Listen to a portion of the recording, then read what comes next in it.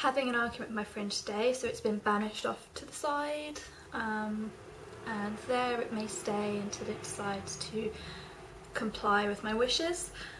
Today I'm going to do a review on the MAC Pro Longwear foundation.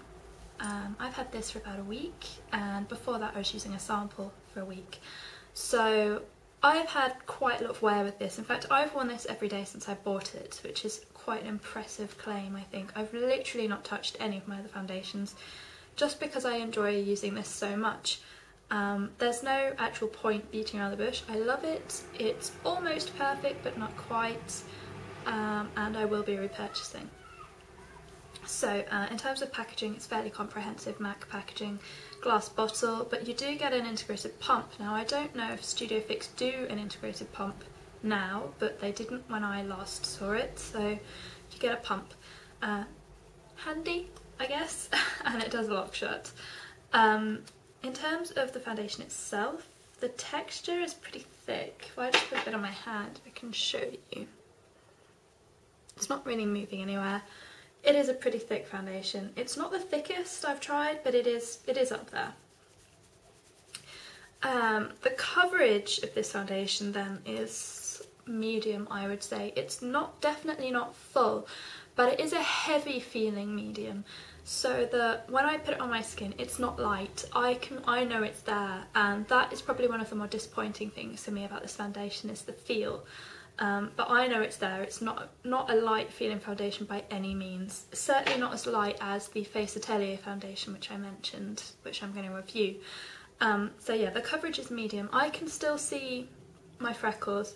I've been wearing this probably for about, let's say, 8 hours, I want to say. Yeah, 8 hours, and I can see the freckles on my nose through it.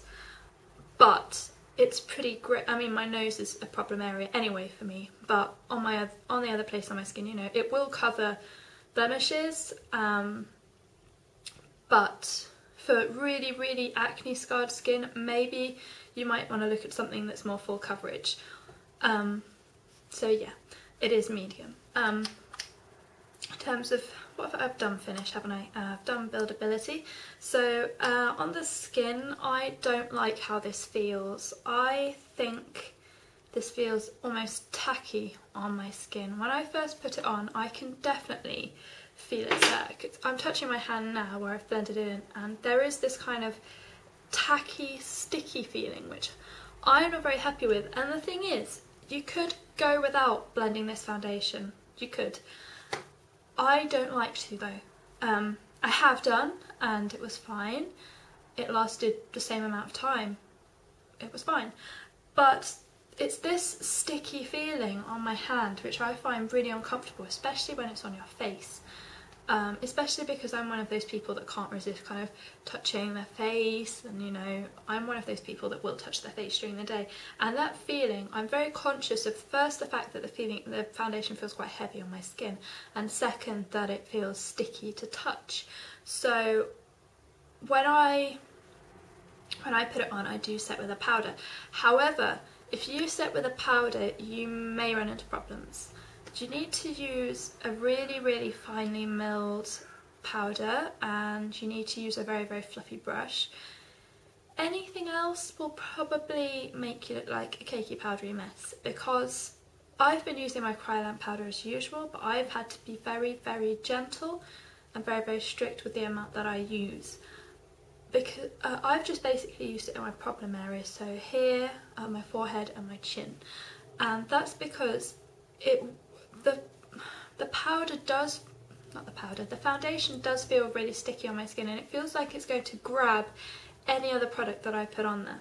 So in a certain way that's good, but you need to be aware that if you're going to powder this foundation, you will need to exercise some caution. Onto the wear, that obviously it's the most important part of the foundation.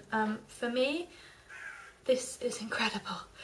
I wore this on a transatlantic flight. I wore this on a flight from London to New York, and all the hours in between. So all those hours stressing at the airport and being interviewed by customs asking why I'm going to New York on September the 11th. and where I bought my suitcase from, FYI, a high street 3 years ago. But anyway, I wore it transatlantic and I got to this side and my skin still looked pretty damn good. I was a bit more oily than usual, not than usual, but than I would usually expect with this foundation, because obviously recycled air in the plane, you know, no fresh air, things like that, you know, all those factors, and dehydration contribute to oily skin. So I was a bit more oily than I would have expected, or than I was used to from wearing this normally, but my skin looked pretty damn good. And when I took it off in the hotel that evening, I noticed that there was definitely loads of makeup coming off my face onto a face wipe. So it does do what it says. I mean, I was travelling for, I was out the house for 16 hours, I should think, and it was still on, and this claims to last 15 hours, and it really, really does. I can't fault it for that, I really can't. In terms of preventing oil, it does it a hell of a lot better than some of the other foundations I own, but I mean, it's not a surefire tactic. You may still need to prime with this. I find that I don't. In fact, I'm not a very big fan of primers anyway, but it's not a surefire tactic that's going to protect you from oil. But for me, I certainly find that my forehead and my nose and my chin get a hell of a lot less oily than they would by using other foundations. So for really oily skins, this may really, really work. It really works for me anyway. I do always carry a powder compact to touch up during the day, and I found myself just forgetting that I even had foundation on because my skin doesn't feel oily. And you know when you get oily skin and you want to literally just go wash your face and you feel like you're going to claw your skin off because it feels so horrible? I've not had this from this foundation at all. So for sensitive skins, I think this might be a sticking point, really, because I believe that any product that is able to last on your skin for 15 hours must have some pretty harsh chemicals in there. So I think for sensitive or acne prone skin, this might not be for you. At least not every day. For me, I've got the hide of an ox and I don't really have acne prone skin, so I am quite lucky in the fact that I can wear it every day and not have any negative consequences. But for sensitive skins, I would suggest that you do get a sample and you do test it out very thoroughly, because your skin may not like it at all. I mean, it's a pretty, what's the word? It's a pretty hardy foundation.